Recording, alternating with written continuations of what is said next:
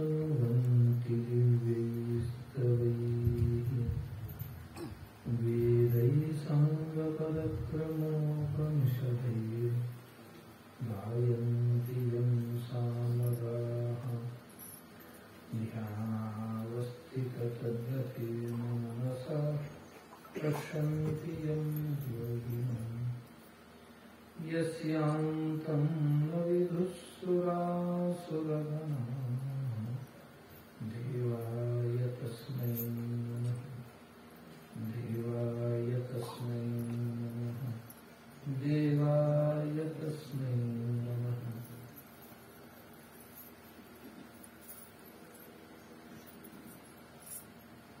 आपण सर्व मंडळी या सह्याद्रीच्या कुशीत वसलेले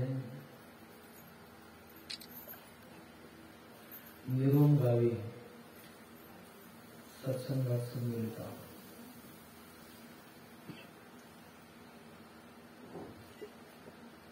आपला देश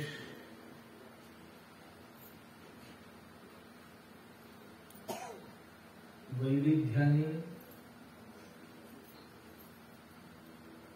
बहुविद्येने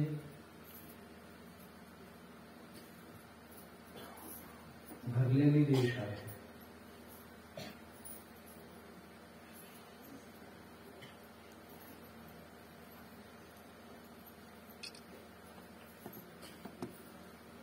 इथे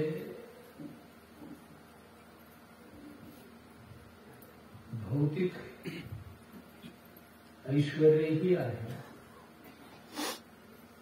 आणि आध्यात्मिक ऐश्वर्य तरी सर्वांच्या हृदयात भरलेले आहे।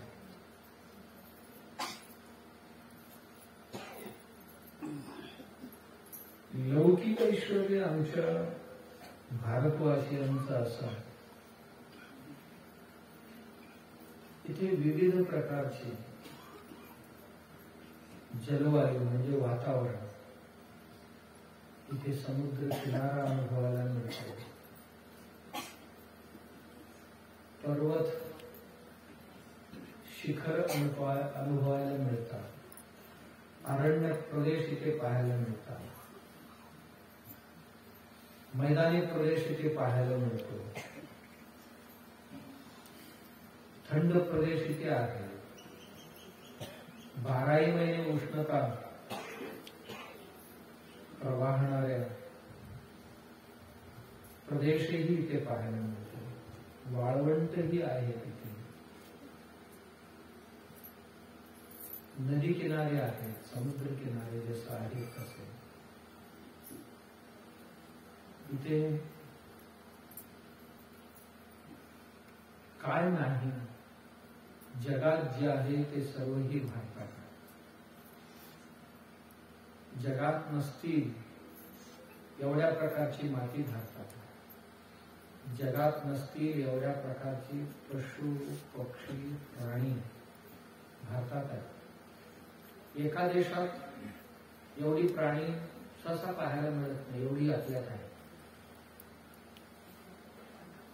जेवढ्या पक्षी आमच्या देशात आहेत तेवढे अन्यत्र कुठे पाहायला मिळत नसावं। आमच्या ऋषी मुनींनी 84 लाख प्रकारची जीवराशींची ओळख ठेवलेली होती। जे जमिनीतनं उगवणारे किती प्रकारचे, 21 लाख प्रकारचे, अंडीतनं जन्माला येणारी 21 लाख प्रकार, मातेच्या उदरातून जन्माला येणारी 21 लाख प्रकारची जीव आहे आणि पाण्यात जन्माला येणारी 21 लाख। आता हल्ली वैज्ञानिकांचं मत आहे काळाच्या ओघात किंवा वातावरणीय वैपरीत्यामुळे 2 लाख नष्ट झाले, अजूनही 82 लाख प्रकारची जीवसृष्टी आहे।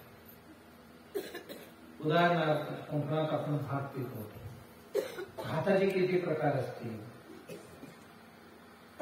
भाताची जवळजवळ 72,000 प्रकारची भात आहेत भारतात. 72,000 प्रकारची. आणि त्यातल्या 25,000 मी माझ्या डोळ्यांनी बघितले एका ठिकाणी. शेतात पेरलेले 10,000 बघितले आणि बीज बँकेत सुरक्षित ठेवलेले दर 3 वर्षांनी पेरतात आणि सुरक्षित ठेवतात.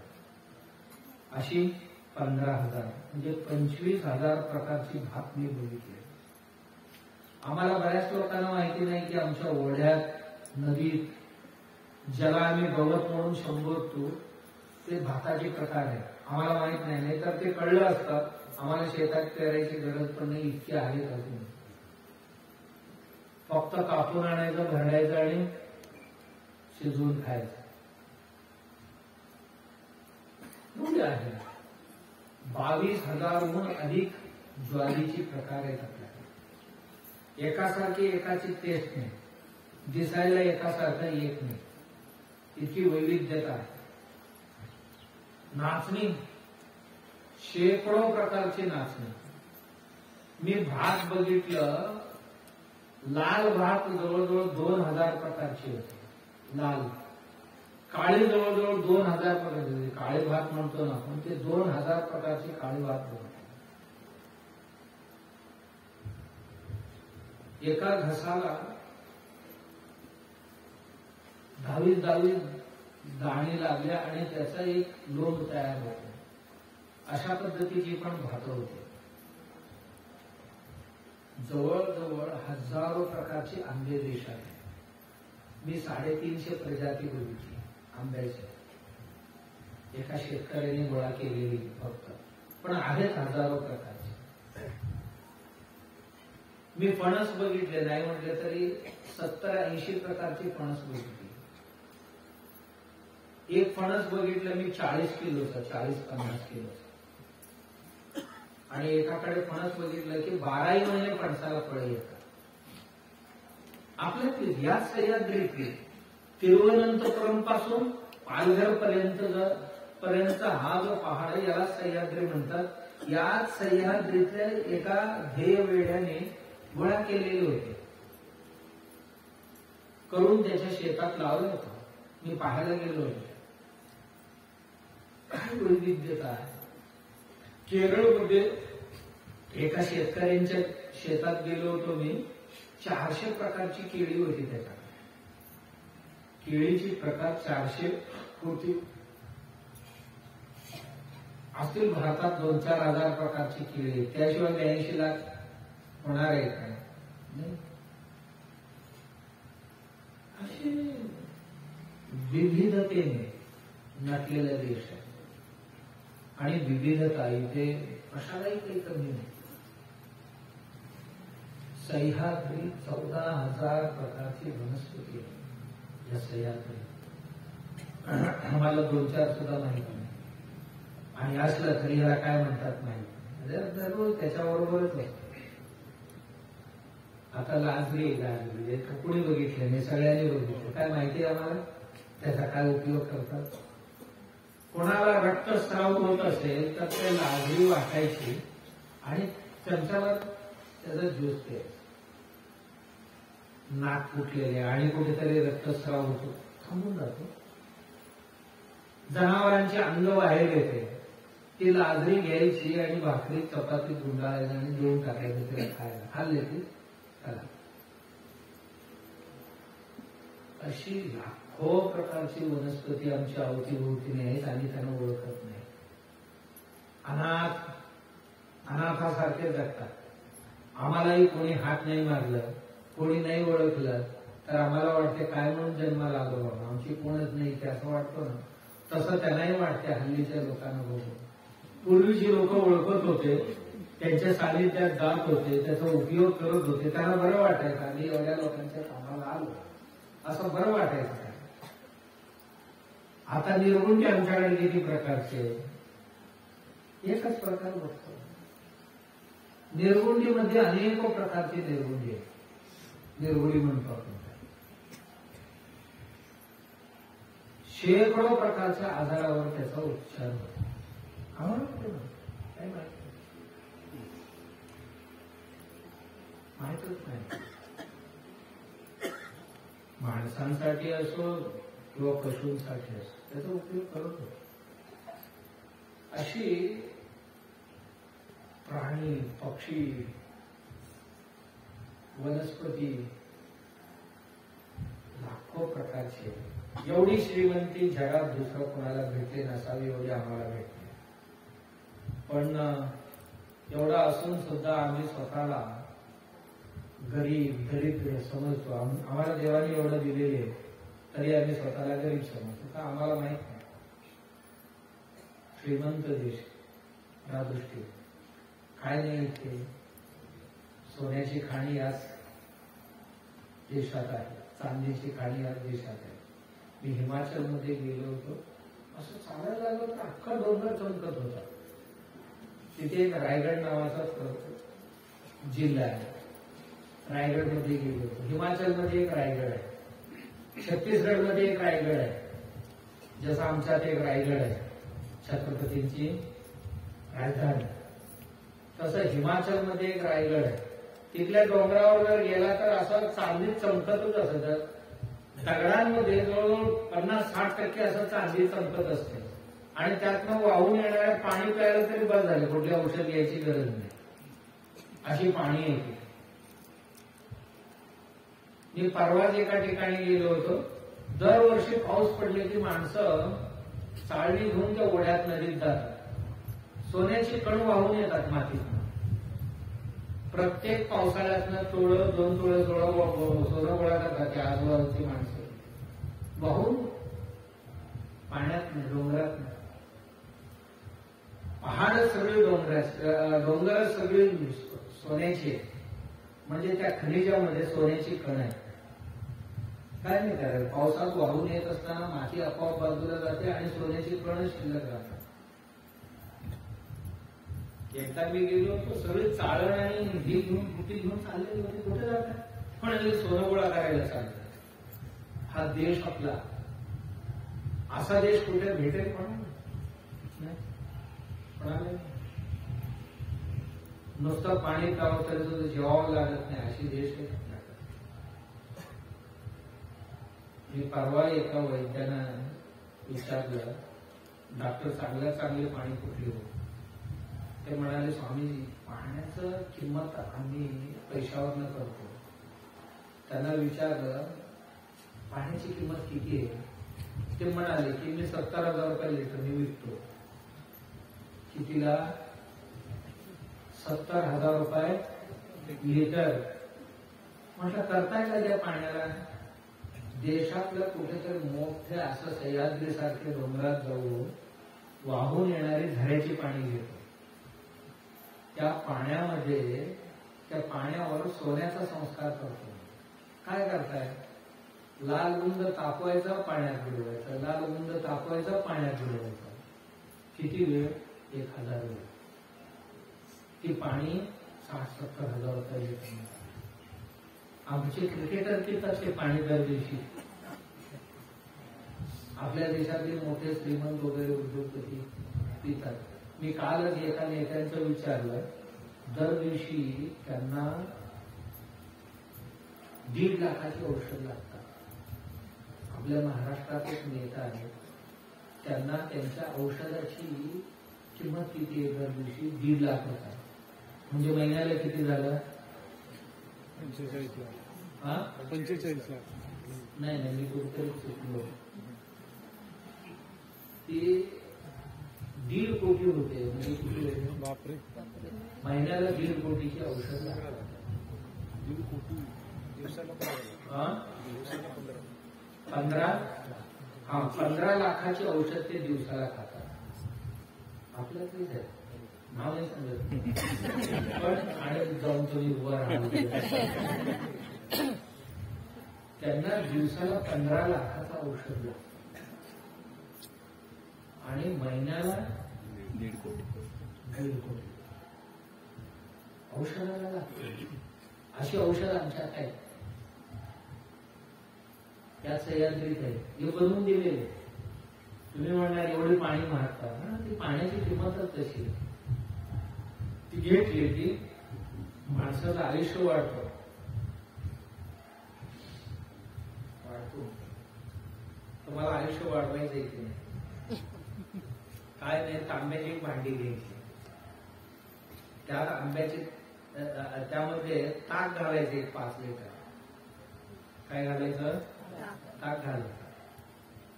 आणि 1-2 फूट कडुलिंबाची पानं टाकायची.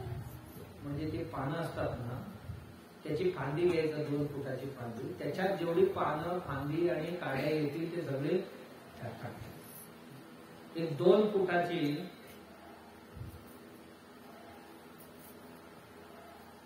शेवग्याची पालं असलेली शेवग्याची फांदी घ्यायचं, ते तुकडे करून टाकायचे. आणि 2 फूट कढीपत्ते टाकायचं, ठेवायचं थोडे दिवस, नंतर ते गाळून प्यायचं, पाण्यात टाकून घ्या. असंच घ्या.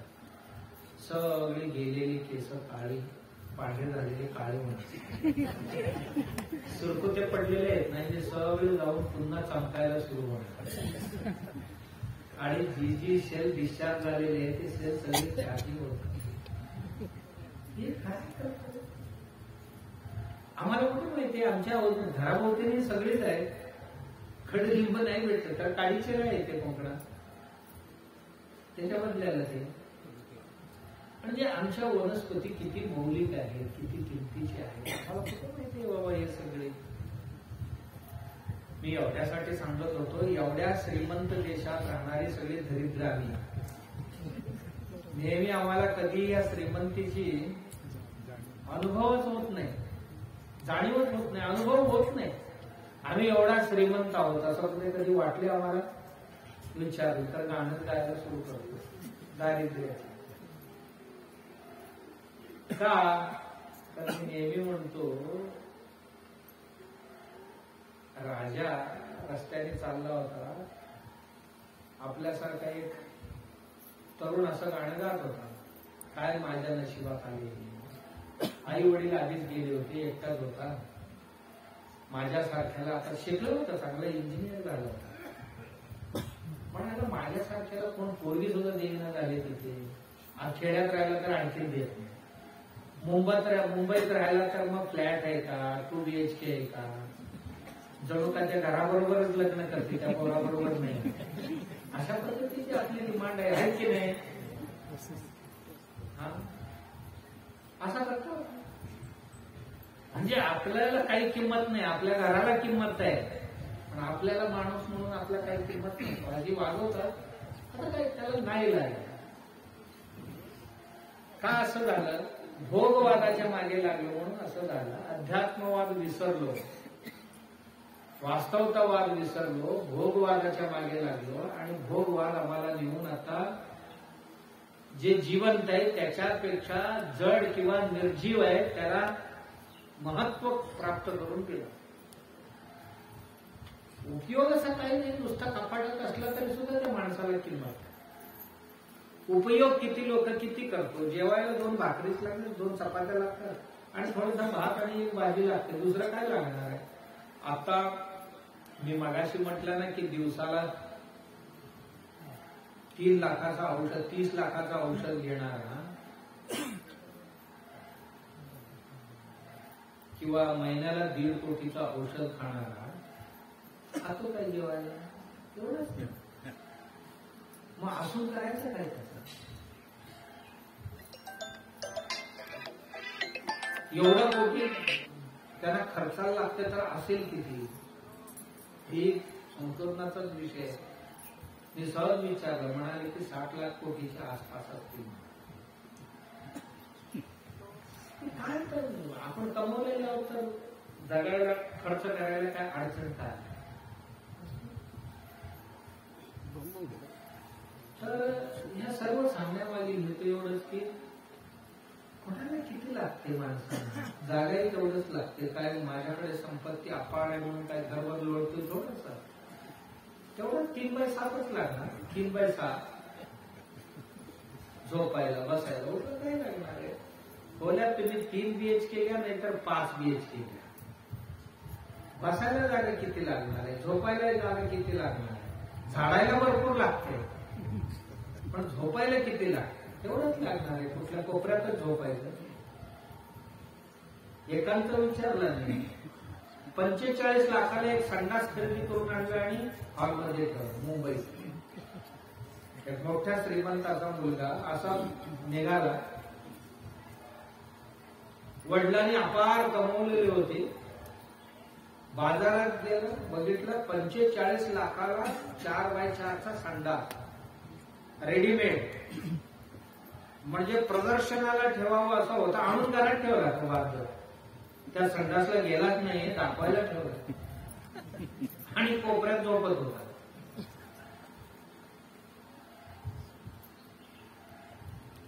असं आपण करतो. पण आपल्याला वाटतं की माणसाला खायला किती लागणार, झोपायला किती लागणार. माझ्याकडे समजा 10 कोटीचे कपडे आहेत. एकदा एकच घालू शकतो ना मी. एकावर एक 10 नाही घालतात. 10 घातले तर आतलं झाकलं जातं आणि एकच मुली असते. त्यालाच फक्त पाहता येते. सोन्याच्या दागिन्याने जरी विणलं, दुसऱ्या दिवशी काढावं लागते, झोपताना काढावं लागते, अंघोळ करताना काढावं लागते, दुसरं घालावं लागतं. किती लागणार आहे माणसाला. आणि तसा घातल्याने काय विशेष आरोग्य लाभले असं काय होणार आहे का? नाही. सोन्याची शर्ट धारण केलं, नेसला म्हणून त्याला काय बरं वाटते असं काय का? काही नाही. उलट उन्हात गेला, तापला तर चटके बसतात आपल्याला. आहे देशात विविधता आहे, वैविध्यता आहे, अपार संपत्ती आहे. समाधान कमी आहे. पूर्वी माणसांकडे संपत्ती होती, आहे, त्याला आपलं मानत होते आणि त्याचा अभिमान होता. अरे आम्ही एवढ्या श्रीमंत मातीतली मुलं आहोत असं स्वतःला मानत होते. ते श्रीमंतच होते. आता आम्ही म्हणतोय तिथे आहे पण माझ्यात आहे. मी म्हटलं ना की तो मुलगा इंजिनियर झाला होता. राजा जाता जाता बघितला त्याला असा कपाळाला हात लावून बसलेला होता. काय म्हणाल, काय गरिबांनी जन्माला येऊच नाही म्हणाले. काय झालं काय तुला, काय म्हणाले ते, काय म्हणाले. कोण नोकरी देईना, जेवायला नाही, 3 दिवस मी उपाशी आहे म्हणाला. मला विचारत पण कोण नाही म्हणाले. गरीबाला किंमतच नाही. राजा म्हणाले चल माझ्या बरोबर चल, तुला राजाच बनवतो, चल ना. कसं बनवणं, आणि माझ्या घरी चल, तुला दत्तक घेतो मी, माझा मुलगा होशील तू, म्हणजे तू राजकुमार झालाच की नाही. होईल ना म्हणाले. चल घरी. घेऊन गेला. सगळ्यांना बोलवलं, सांगितलं बाबा याला दत्तक घेतले मी, माझा मुलगा आणि याला काही कमी पडू द्यायचं नाही उद्यापासून. राजवाड्यातला एक भाग त्याला दिला राहायला.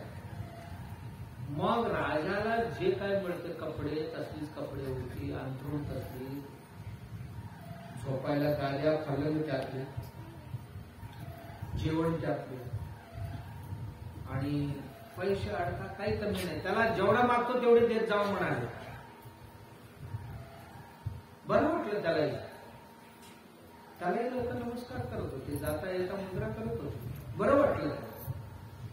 एक 5-6 महिन्यानंतर पुन्हा असा बसला होता.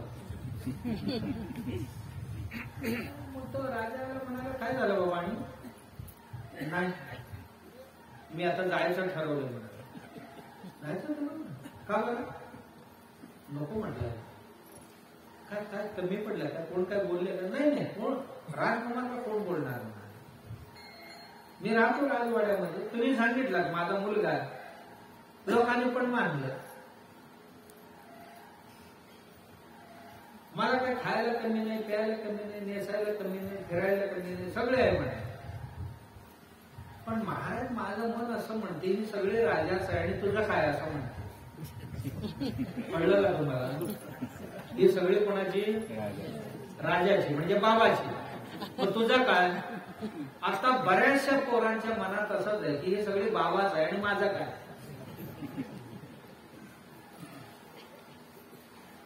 बाबा माझं आहे म्हटलं तर सगळीच माझं आहे, पण असं मन मानत नाही.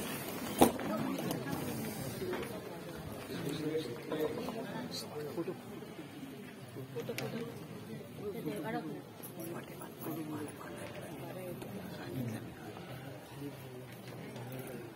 आपलं काय?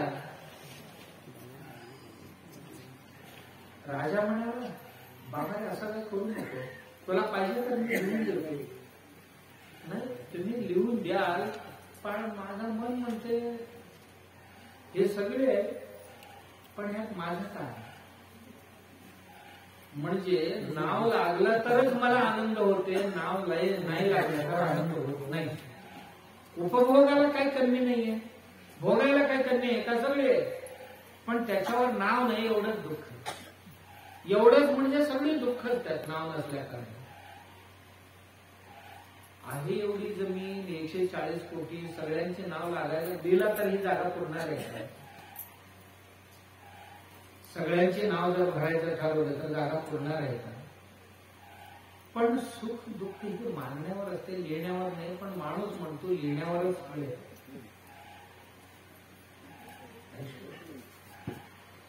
या भूमीमध्ये ऋषी मुनी तपस्वी जे होऊन गेले ऐश्वर्यवान होते, पण असं नाही की आपल्या कपाटात भरल्यानेच आम्ही ऐश्वर्यवान बनतो असे मानणारे नव्हते.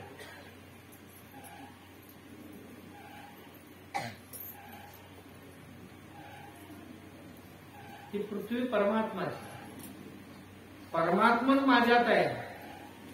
वयम अमृतस्य पुत्र, आम्ही त्या अमृताचे किंवा परमात्म्याची मुले मुली आहोत असं मानत होते. ही सगळी देवाची आणि आम्ही देवाची मुलं, म्हणजे आमचा बाप एवढा श्रीमंत, आम्ही श्रीमंत असं मानत होतो. आज आम्ही बाबा श्रीमंत आहे तर पोराला त्याचा आनंद होईलच असं नाही, पोरीला होईलच असं नाही. असं का झालं? ही जिगुप्सित बुद्धी का निर्माण झाली? तर त्याचं कारण असंस्कार किंवा कुसंस्कार. तशा पद्धतीची वातावरण आम्ही घरात नाही ठेवले, आमच्या शाळेत नाही ठेवले, आमच्या देशात नाही ठेवले. आम्ही आमच्या शिक्षणामध्ये देश मोठा व्हावं, परिवार मोठा व्हावं, दुसऱ्यांना मोठं करावं, त्यात मी मोठं होतो असं नाही शिकवलं जात. आम्हाला मीच कसं मोठं व्हायचं एवढी शिकवली जात. सगळे बारीक झाल्याशिवाय मी कसं मोठं होईल? पण पूर्वीची शिक्षण होती सगळ्यांना मोठं कर, म्हणजे त्यात तू आहे. तू सगळ्यांना सन्मानित करत जा, तुझा सन्मान आपोआप होईल असं म्हणत होते. आणि आज आम्ही आमच्या शिक्षणातनं स्वतःचा सन्मान कसं वाढवता येईल, आणि तेही स्पर्धात्मक परीक्षा,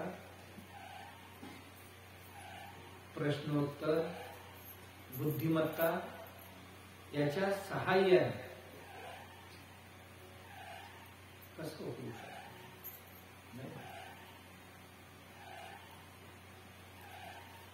देवानी आपल्याला मन एवढं मोठं दिलेले, त्याला कितीही रुंद करता येतं, विशाल करता येतं, त्याच्यात कितीतरी सामावून घेता येतं. एवढं असतानाही एवढं छोटीच करतो ना. मग आम्ही श्रीमंत कसे, ऐश्वर्यवान कसे होणार? एवढी विविधता आपल्या देशात आहे, एवढा कुठेही नाही. आणि आमच्या देशात वेगवेगळ्या प्रकारची जीवन पद्धती जिणारी माणसं किती आहे? असं कुठल्याही देशात. मी युरोपमध्ये गेलो होतो, आमच्या शेजारच्या बऱ्याचशा देशांमध्ये गेलो होतो. बघितलं, एक 2-4 प्रकारची खाणं आहे, सोडून 5वा प्रकार माहित नाही काय. आमच्या इथे सिंधुदुर्गात सावंतवाडी आणि पलीकडची भोजन पदार्थ वेगळे आहेत, इकडे राजापूरची जे भोजन पदार्थ वेगळे आहेत, आणि इथे मालवणीतले पुन्हा पदार्थ वेगळे. एवढे ऐश्वर्य कुठे मिळणार? मी राजस्थानला गेलो होतो, जोधपूरला. सगळ्या राज्यांमध्ये सगळे जिल्हे फिरले. अत्यंत दुष्काळी भाग मानला जातो. म्हणजे वाळवंट तिथे 48 डिग्री टेम्परेचर असते, प्यायला पाणी नसतं, मातीनेच भांडी घासायची, मातीत लावूनच भांडी स्वच्छता आहे. म्हणजे जेवणाची भांडी असो, जेवलेले पात्र असो, माती लावून साफ करायचं, पाण्याने आपलं फडक्याने पुसायचं. हात सुद्धा वाळू लावूनच हात साफ करायचा, पाण्याने नाही होईल. आणि तिथे जेवायला वाढले. मला एकदा गेलो होतो, मी म्हटलं माणसांची काय जनावरांची म्हणतो, एवढ्या रुंद काय म्हणतो, परात म्हणतो ना, परात बरी, परातापेक्षा मोठी थाळी होती. त्या थाळीत इतकी प्रकारची भोजन, भाज्या अमुक तमुक वाढलेली होती. मी म्हटलं हे बघायचंय का, काय नाही काय, आमच्याकडे पाहुणे आले तर असंच जेवण करतात. मी म्हटलं ह्या भागातले सगळे पदार्थ बनवले की अजून काय. ते म्हणाले हे काही नाही म्हणाले, आम्ही थोडीशी केलेली आहे. तुम्ही उद्या जर मुक्कामला राहिला तर उद्या दुसऱ्या जेवणाला याच्यापेक्षा वेगळे करणार नाही, परवा दिवशी वेगळे करणार नाही. मला तरी वाटत होते त्या ताटात नाही म्हटलं तरी 100 ते 108 प्रकारची होती. या थाळीमध्ये, पराठीमध्ये 108 प्रकारची केली होती. ते म्हणाले उद्या सकाळी जर तुम्ही थांबला तर दुसरे 108 प्रकारचे करून घालणार. एवढी वैविध्यता जगात कुठे पाहायला. ही एका प्रदेशाची मी सांगतो. मी मणिपूरला गेलो होतो. त्या मणिपूरमध्ये गेलो, जेवायला बसलो आम्ही. तर आमच्या त्या इंद्राजी म्हणून आहे, त्यांच्या घरी गेलो होतो. असा हात पोचत नव्हती ठेवलेले पदार्थ घ्यायला, काठी एक घ्यावं लागला, असं सरकून घ्यायला. पानाची द्रोण केलेली होती, प्रत्येक द्रोणामध्ये भाजी होती. किती प्रकारची होती म्हणजे आमच्या थालीपासून 2 फुटावर असं भोवतीने ठेवलेली होती. म्हणाले सगळ्यातली थोडी थोडी, आम्ही काय जास्त वाढलेली नाही म्हणाले, थोडं थोडं वाढले, पण हे सगळेच खायचं असते म्हणाले. आमच्याकडे जर अतिथी आले तर त्यांना जेवण वाढण्याची पद्धत हीच आहे म्हणे. काय विश्व आहे आमच्याकडे बनवणे. भाज्या कुठली, सगळे जंगलातली, एकही शेतातली नव्हती. जंगल समृद्ध आहे तिथे, सगळे जंगलातल्या झाडांची, कुठल्या फळांची भाजी, कुठल्या फुलांची भाजी आणि कुठल्या पानांची भाजी, सगळ्या ह्याच भाज्या. इथे जी पानं दिसतात ना तुम्हाला, ह्यातल्या 80% पानं ही भाजी आहे. आपल्याला माहित नाही त्यामुळे आपण खात नाही. 80% जी झाडं वनस्पती जी आहेत त्यांना भाजी करता येते, 20% आहेत ते खाऊ नये. मग तुम्ही म्हणणार कसं ओळखायचं. आपला गावठी गाय नाही एवढी छोटी छोटी, ती गाय सोडायचं, ज्याला ज्याला तोंड घालते ते सगळे खाण्याला आहे काय असं समजा. दुसरा काय लागते त्याला, ज्याला ज्याला ती ओरबडून खाते ती सगळी भाजी करायला हरकत नाही. कुठलं चटणी करा, कुठली भाजी करा, कुठली आमटी करा, सांबार करा, हे सगळे करतायत. आणि शेवटी देवानी याच्यातच आम्हाला मध्ये याच्यामध्ये जन्माला घातली म्हणजे ही आमची सगळी उपयोगाची आहेत बऱ्यापैकी. आणि काहीच असं नाही की दैनंदिन उपयोग नाहीये, कधी आजारी पडले तर त्याचा उपयोग होतो, बाकी वेळे नाहीये. पण आमच्या अंगणात असून सुद्धा आम्हाला माहित नाही. आता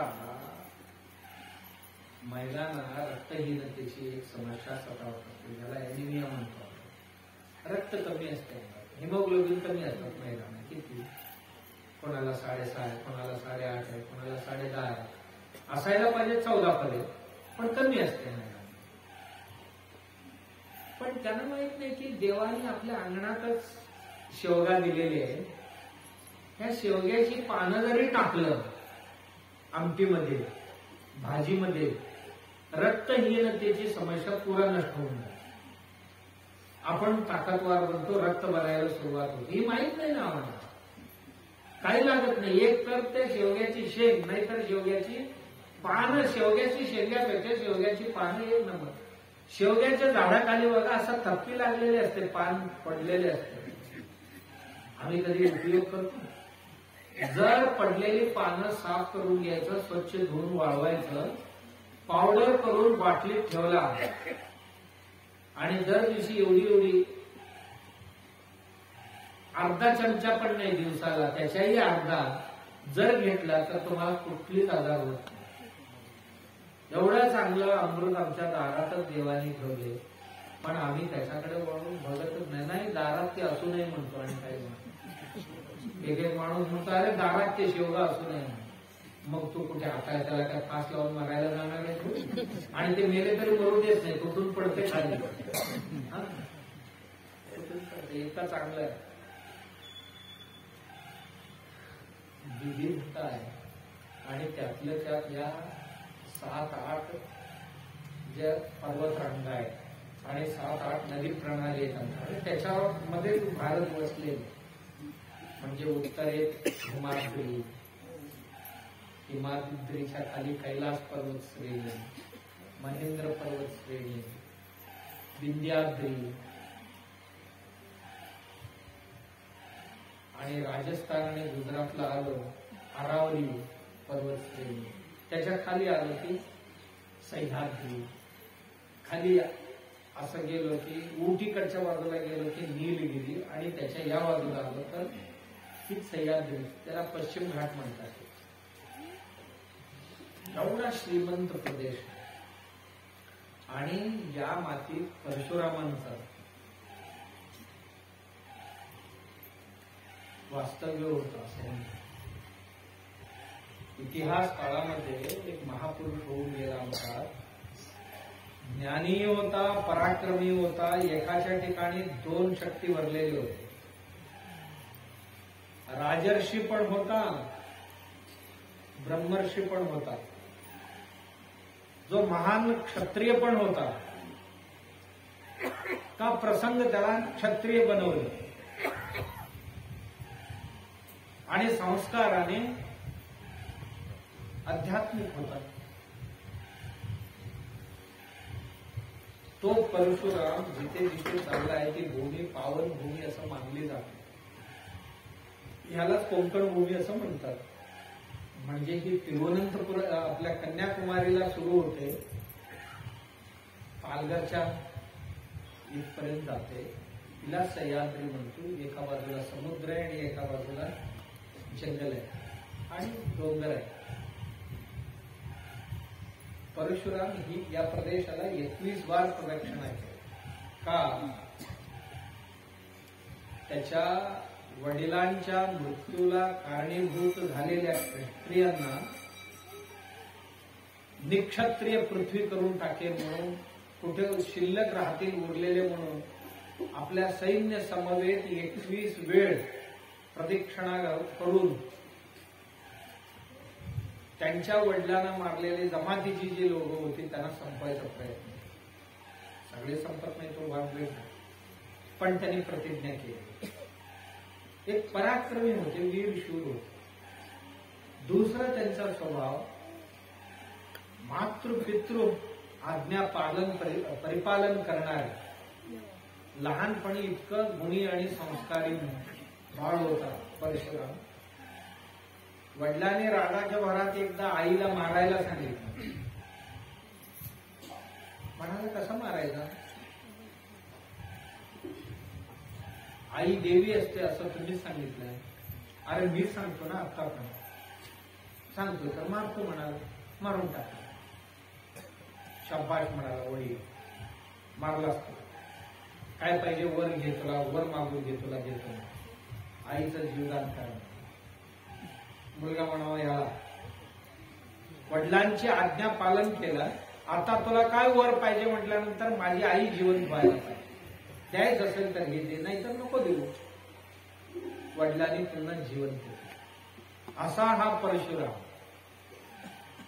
भार्गव परशुराम म्हणतो.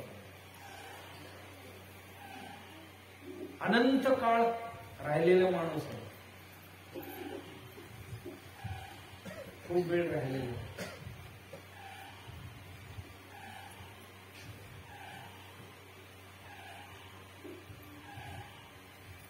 त्यांच्या काळात सुद्धा होता. श्रीरामचंद्रांच्या काळात अंशावतार मानला जातो. विष्णू भगवंताचा अवताराचा एक पार्ट श्रीरामचंद्र असतील तर त्याचा एक भाग परशुराम होता. सीता स्वयंवरामध्ये स्वतः गेला होता परशुराम. नको म्हटले लोक, म्हणाले नाही मी बाकी युद्ध करणार, युद्ध केलं, पराक्रम. आणि हेच परशुराम पुढे द्वापार युगात सुद्धा होते. त्यावेळी आयुष्य किती होतं माहित नाही. रामायण संपून महाभारत काळ सुरू झाला. तिथे भीष्म पितामहांचा गुरु परशुराम किंवा परशुराम नावाची माणसं किती होती माहिती. परशुराम भीष्मांचे गुरु कोण होते तर परशुराम होते. आजोबा नातवालाही गुरु तेच होते. कर्णाला गुरु कोण होते? परशुराम होते. कर्णाचाही गुरु परशुराम होते. कर्णाला वरही दिले त्यांनी शापही दिले. एका निष्पक्षपाती कर्ण खोटं बोलून त्यांच्याकडे विद्यार्जन करत.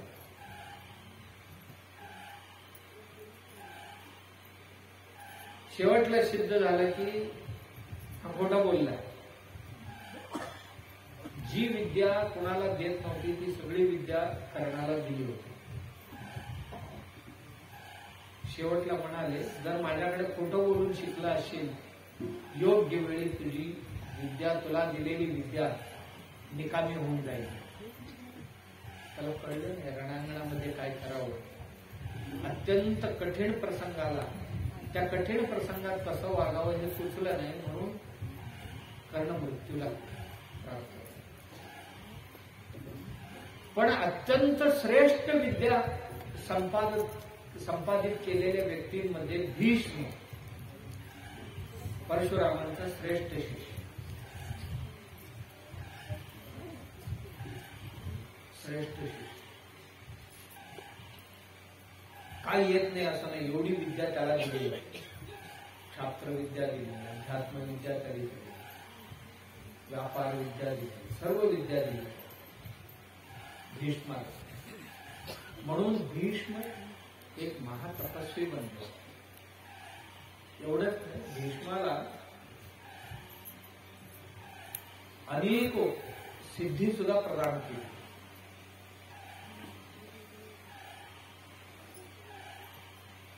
आणि अत्यंत श्रेष्ठ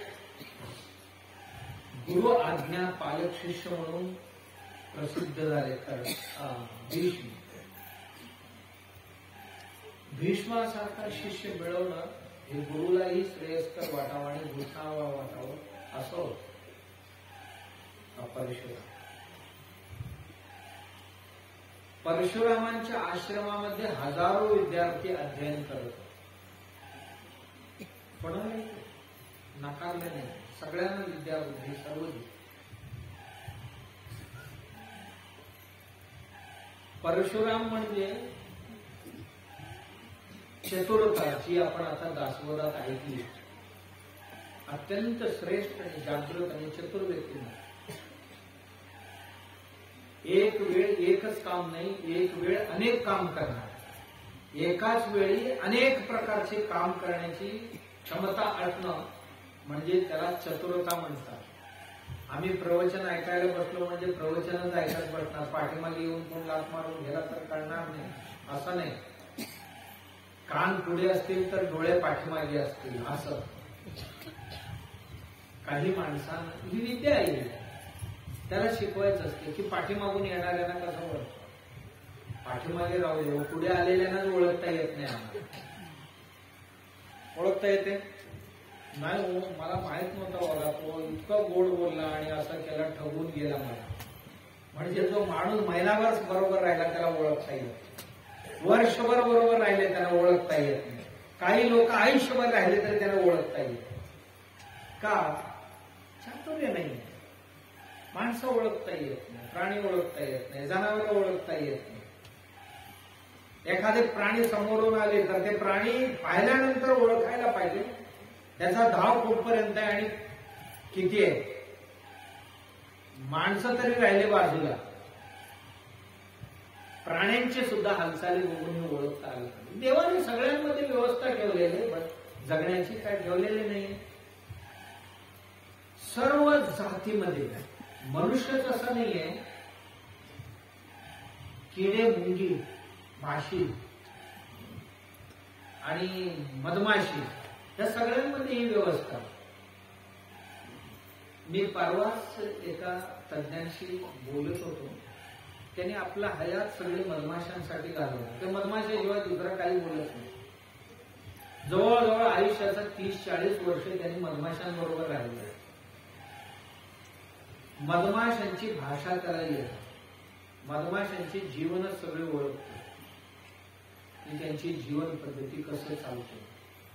मधमाशांमध्ये एकच राणी असते एका पोळामध्ये. ती राणी जर मेली तर मी म्हटलं राणीला कसं ओळखायचं. राणीला इतर त्याची जी काय मंत्री आहेत किंवा रक्षक आहेत ते सगळे मिळून त्या पद्धतीचे खाणं आणून देतात तिला दर दिवशी. जसं बाकीचे नुसतं मकरंद आणि परागकणच आणून देतात, हे तशी नाही. फुलांमध्ये सुद्धा खूप किमतीच्या काही गोष्टी आहेत, ते ओळखणं आणि ते अत्यंत दुर्लभतेने मिळतात. ते आणून राणीला देणं, ती खाल्लं तर राणी ताकदवार असते आणि बुद्धिमान असते. तशा पद्धतीचे खाद्य पुरवठा करण्यासाठी त्यांच्यात एक टोळी आहे. त्या मधमाशांच्या पोळ असतो ना, त्याच्यामध्ये एक टोळी अशी आहे की राणीचे रक्षण करायचं. राणीला काय होऊ नये लढाई लढण्यासाठी, राणीला आहार पुरवण्यासाठी आणि राणीसाठी हेरगिरी करणारी आणि जी पोळ आहे मधाचा त्या राणीच्या नेतृत्वाखाली काम करते. त्याच्यात कामगार म्हणून काही वेगळी आहे, कारभार करणारी एक जात वेगळी आहे त्याच्यामध्ये, आणि एक जात असं आहे की नुसतं अन्न शोधण्याकरता जाणार आणि येऊन रिपोर्टिंग करणार राणीला. मग राणी त्यांना वेगवेगळे वाटत. मी म्हटलं कशी बोलतात ते. कमीत कमी 40 ते 45 प्रकारची हवा सोडते. ही हवा सोडले तर त्याचा संकेत असं. आता जा म्हणायचं असेल तर अमुक प्रकारचा एक गंध सोडायचा. या म्हणून सांगायचं असेल तर अशा पद्धतीचे एक गंध सोडायचा. आणि सगळ्यांनी आपण घर काबली करून जायचंय त्याच्या प्रकारसाठी सुद्धा एक गंध.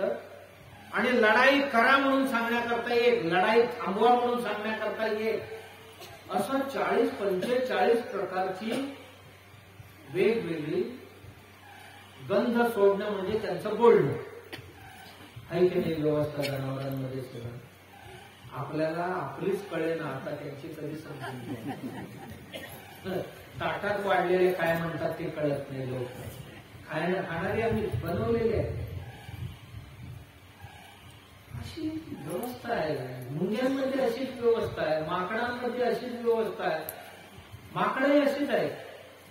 माकडं ना 25 माकडणीचं एक टोळी असते, त्याच्यात एकच वानर असतो. 25 वानरी आणि एक वानर असतो. 26वा झाला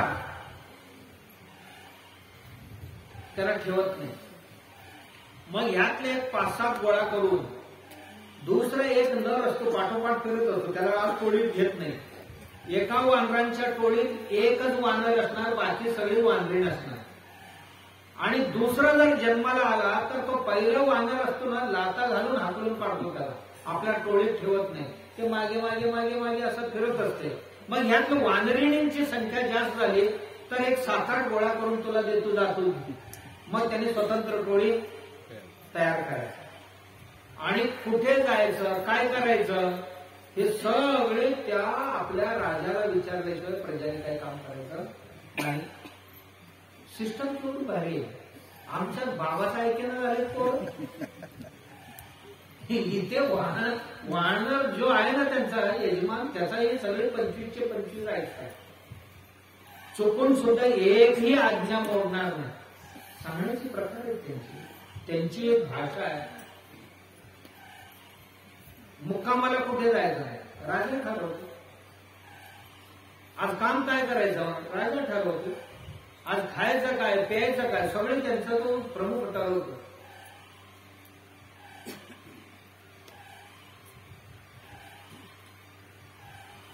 आश्चर्य आहे सर्व. मी एवढ्यासाठी सांगत होतो किती समजून घ्यावं तर हे कमीच आहे.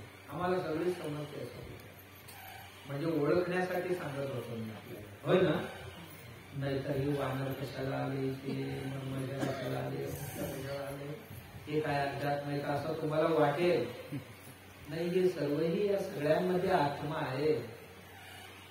आमच्यात जो राहतो ना तो त्यांच्यातही आहे आणि सर्वांमध्ये राहणारा तो एकच आहे.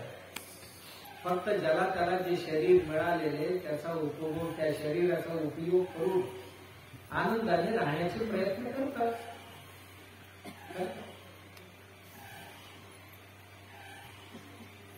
असं एक वैभव संपन्न देशातले आणि वैभवशाली जीव आहोत. वैभवशाली जीवन जगणं हे आपलं कर्तव्य आहे. आपण श्रीमंतासारखं राहायला शिकायला पाहिजे. श्रीमंतासारखं म्हटल्याबरोबर तुम्हाला पासबुक आठवते, पटकन कपाट आठवतात, गाड्या आठवतात, घोड्या आठवतात, घर आरशीशी असायला पाहिजे, मार्बल लावलेले, ग्रेनाइट लावलेले, तरच श्रीमंत. असं एक दरिद्र स्वप्न जे आहेत आमची, श्रीमंतीची दरिद्र स्वप्न म्हणतात त्याला. काय म्हणतात? श्रीमंतीची दरिद्र स्वप्न आम्ही बाळगायची.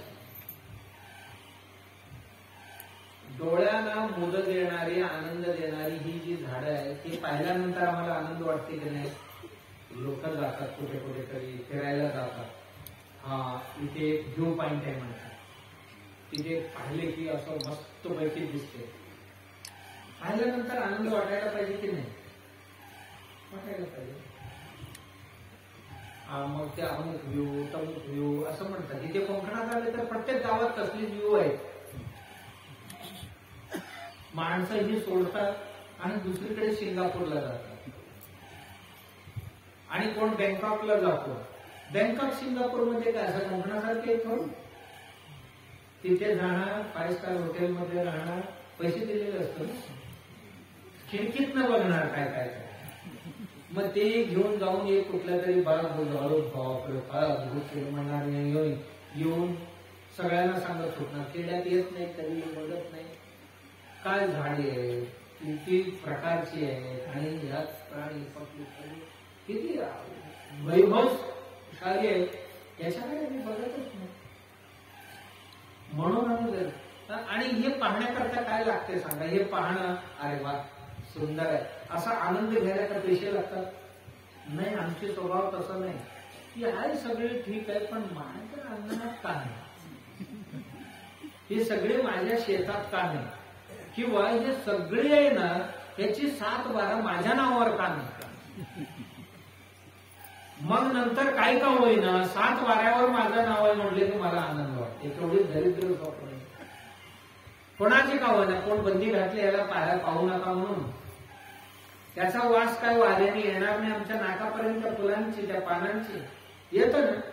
मग ते घेऊन आनंद उपभोगायला काय पैसे लागतात? थोडी नाही आम्ही घेत. खळखळ वाहणाऱ्या नदी पाहून आनंदी व्हायला पाहिजे. नाही, ही नदी आपल्याच शेतातून व्हायला पाहिजे. दरिद्र स्वप्न कोणी अडवले नाही. आणि काम करतो, भोजन करतो, बाकीचे पाहून आनंदित व्हायला काय अडचण काय? एखाद्याने सुंदर भवन बनवलं, अरे वा सुंदर बनवलं बाबा, कारागीर फार छान होतो वाटतं, आणि बनवणारा पण साहसी माणूस आहे असं म्हणून त्याचा आनंद घेऊन पुढे जायला काय हरकत आहे? नाही, प्रॉपर्टी कार्डला हे माझ्या नावावरच पाहिजे असं म्हणण्यात काय अर्थ आहे काय? आणि त्या मालकाने काय माझ्याकडे बघू नका म्हटलंय, आणि मग असले दरिद्र कोणतरी बघून नजर लागेल म्हणून ते चपला बांधलेले असतात, हो ना. नाहीतर एक काळं वावली बांधलेले असतात. ती घर सोडते आणि ते चप्पलच बघत उभा. हे दरिद्र बघायला गेले आणि दिवसभर विचार करते कशासाठी बांधले असतील. तुझ्यासारखे कोणतरी येईल, त्याचा नजर बिल्डिंगला लागायला नको, त्यालाच लागू दे, त्यालाच काय व्हायचं होऊ दे, दुसरं बाजू काय. असं आमची दृष्टीच आहे. जे असेल त्याला आनंद घे. आम्हाला पाहिजे असेल यालाच अध्यात्म म्हणतात. अध्यात्म म्हणजे विश्वची माझे घर ऐसे जयाचे मती स्थिर. ही चराचर जे आहे हे सर्वही आपलं भगवंताचं आहे.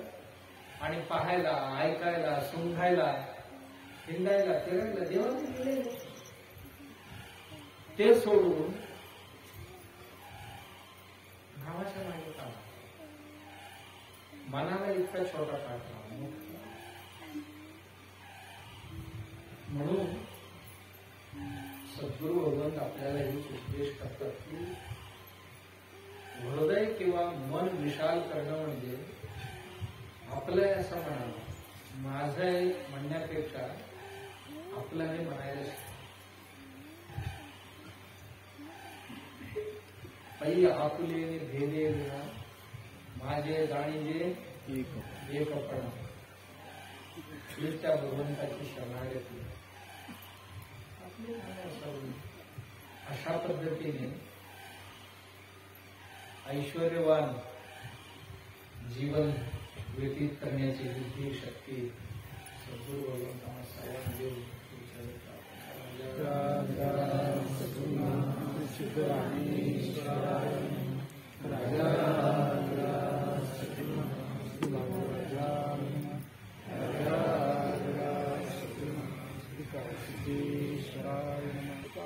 सेवका वक्र